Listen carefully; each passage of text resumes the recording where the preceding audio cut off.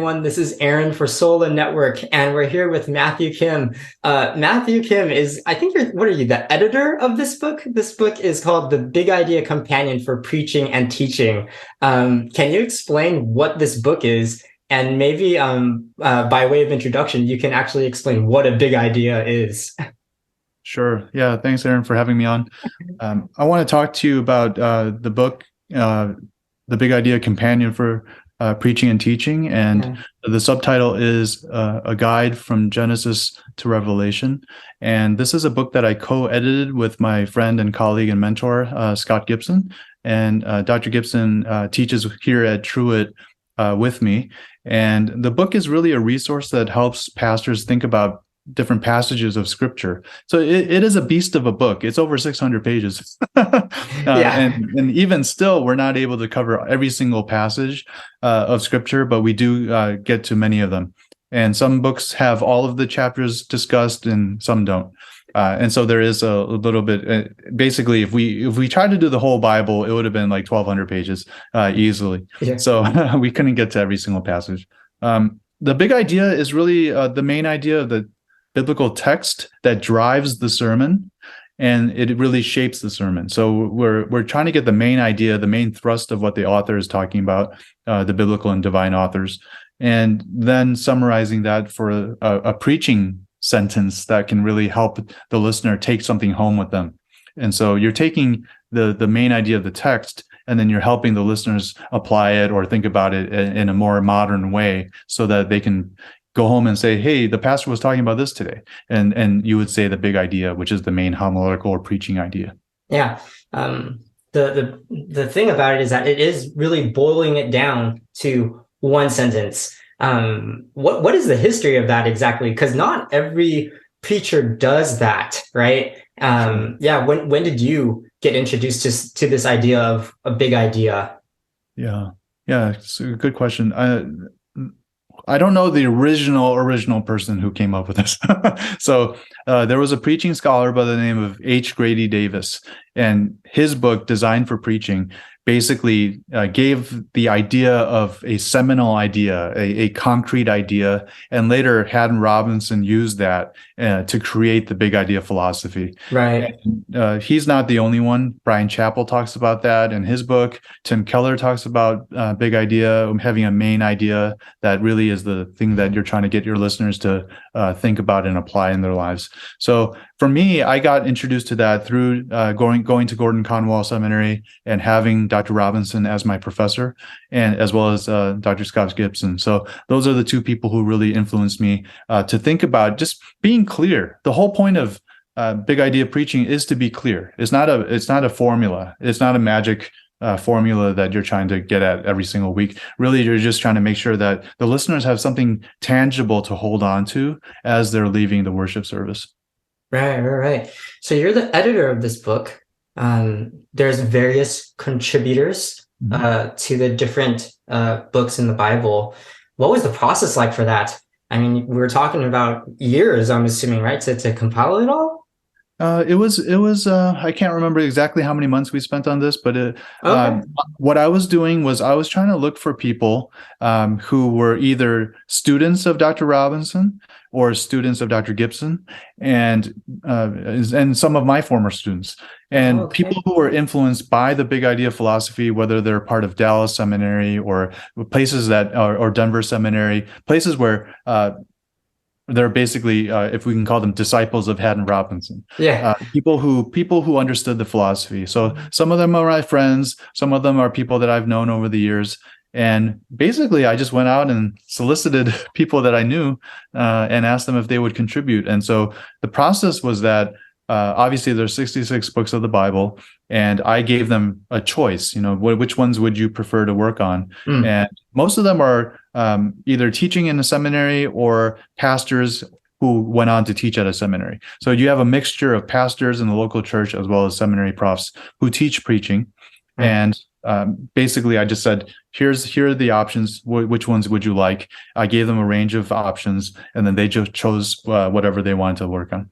Yeah, I mean, that's already sounds just like a big task to gather everybody together. It was. Yeah, I mean, what does it look like when you're when you're looking at everybody's big ideas, right? And you're looking through that. I mean, is that a headache? Like just trying to just get through it all and making sure, there's some agreements within some cohesiveness there. Like, what does that feel like? Right. Well, it was not easy. Any kind of academic or writing editing requires what they call herding cats. Basically, it's like they're all out there, and you need to bring them in. So some people were really good about turning it in on time, and others needed more time for various reasons. But what Dr. Gibson and I did was we combed through, and we obviously read through every single page, every chapter of the material that was brought in. Okay. And if there were any times where we wondered about, could this big idea process be changed, or the book doesn't just include passages of scripture. We actually start out by having the writer give us the big idea of the book that they're working on, and then they give a brief commentary of how do you actually preach this. And so ideas and for themes and sermon series and sermon topics are brought out as well.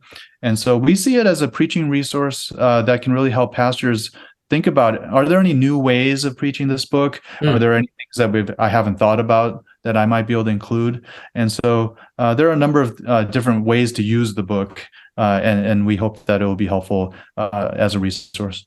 Yeah, this book, it's an older book, but it got my attention at the right time. And when I realized that you were the editor of it, it would seem like a no-brainer. I got to talk to you about this. I recently started preaching, and I don't know if the last time we talked, if I was preaching at all. Before I was mainly teaching Sunday school, but I've been preaching consistently now. And this book has been invaluable for me. But one question that I had for you, though, is that how does it work where if you have a big idea, right, and I'm coming up with my own big idea, should they be the same? Do they need to be the same? Why don't I just scratch mine and just use what yours is or what the book has? Can you speak to that? Because that's sometimes like maybe an issue that preachers would have, or beginning preachers like me would have. How can you help me with that? Yeah, well, let me rephrase. In the introduction, I set out by saying we're not all going to agree. You did. You did say that. You did. There's a way to handle the text properly, and if we've been trained in a particular tradition, you're looking for what is the author talking about. That's the real subject question that we're looking for. And then also, what is the author saying about that, which is the complement answer. And so one of the things we want to be focusing on is not getting it right. So, for example, I tell the students all the time, only God knows if you got your main idea right. Right? So, right. Because only God knows whether the human author and the divine author came together and what they really meant by it. I mean, we're looking at it over 2,000 and sometimes many more thousand years later. Right. So another way to look at it is we can do an arm wrestling contest, and we can figure out here's mine and here's yours. Who's going to win? Yeah. But that's not the point. The point is really prayerfully, and maybe even consulting with others and thinking through, is this the right interpretation? And if it's not, how can I make it sharper? So we think that this book is not obviously something that you would plagiarize or say, here's the idea from Steve Mathewson or whoever you're talking about. Rather, we're encouraging pastors to say, do your homework. And if you feel stuck, or if you think this book in that particular passage would help you really narrow down the focus and get it as concrete as possible. So we're not advocating by any means to take shortcuts or use this as a cheat sheet. It's really about helping the preacher think through, are there some things that I haven't considered? And if there are, maybe I can look at this resource that way.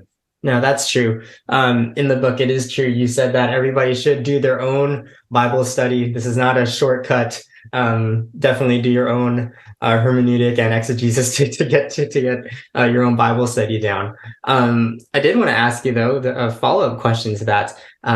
Basically, what's the best way for a preacher to use this book? Because, if I have a passage, right, if I have a text in front of me, should I consult the big idea first, or the big idea companion first? Or, how much time do you think I should give the text before I consult? Well, what would you say about that? Yeah, good question. I would say that what might help is to read that section on how do you select a passage and divide it up. Okay. That might be helpful to get some ideas going, especially if they're familiar books. I think the contributors do a nice job of giving you the layout of here are some things that have been done, here's some things to consider. Once you've done your homework, so we if you've been trained in the languages, use them. If you haven't been, then look at multiple translations of the English or whatever language is familiar to you. And then I would say do your homework, do the best you can, pray about it, write something down, and then after you've consulted it, maybe even talk to your pastoral staff. If you're on a preaching team, there are many different resources that we do have. And then I would say later on in the week, maybe like Tuesday, Wednesday, if it's a good time for you to just check and just say, hey, I want to see what maybe Scott Wenig at Denver Seminary thought about that book, or Mary Hulst, who teaches at Calvin. What did they think about that text? And then there's something to bounce your ideas off of. Yeah. I want to end this on an encouraging note. Maybe there's some preachers that they're tired, right? And maybe they haven't been able to put in the amount of time or the amount of work. How can this book help them? And how would you encourage them to find the time to do the proper study and to really get that preaching fire back and sticking to the text? Yeah, well, for me, I've been watching what's been going on in preaching the last several years, especially the last decade or so. Yeah. And there's been a real movement toward preaching psychology and culture and telling good stories and being a humorist and being a comedian and keeping people entertained. And that, I believe, has been a real detriment to many pulpits. And we haven't taken the time to elevate the text, right? If we say we have a high view of Scripture, then what the author in the biblical world was talking about and why they wrote it, that should be central, including, of course, Jesus Christ and the triune God. So for us as preachers, we don't want to make ourselves the hero of the story or make the sermon all about us and our church. We want to make sure that the text is grappled with. And so that whatever resources we can use, we want to be able to see what the Bible really intended.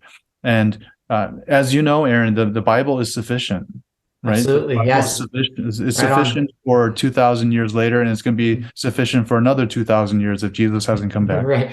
So I would say that a return to the authority of Scripture, meaning Haddon Robinson used to say that we are to submit our thoughts to the Scriptures, not having the Scriptures submit to us and what we think. Yeah. And I think the more we can just spend time with the text, I know people are busy. There are a lot of bivocational pastors out there, and there are pastors who are preaching, you're like yourself, you're a bivocational preacher.